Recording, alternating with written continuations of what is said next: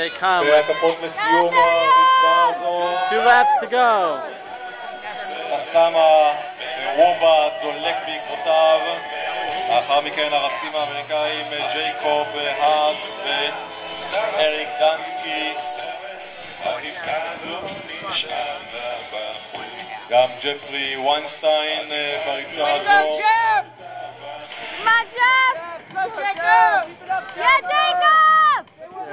On the other backstretch, the other American runner.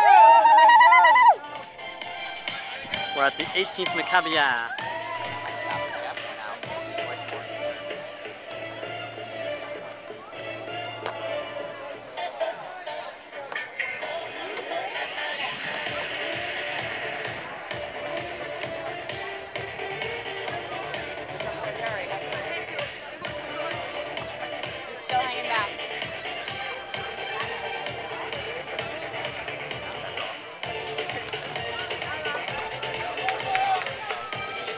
והנה עכשיו שוב טסאמה ווובה מתקרבים האחרונה אל הפעמון. סיום ריצה ל10 קילומטרים. Last lap. Let's go, בריון! אשר נועל את היום האחרון כאן,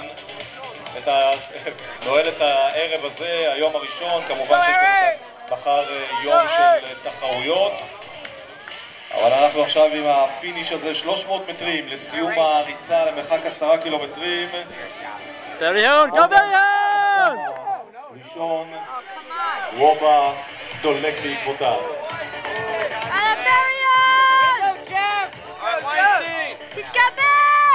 הם עברו את הרצים קטן!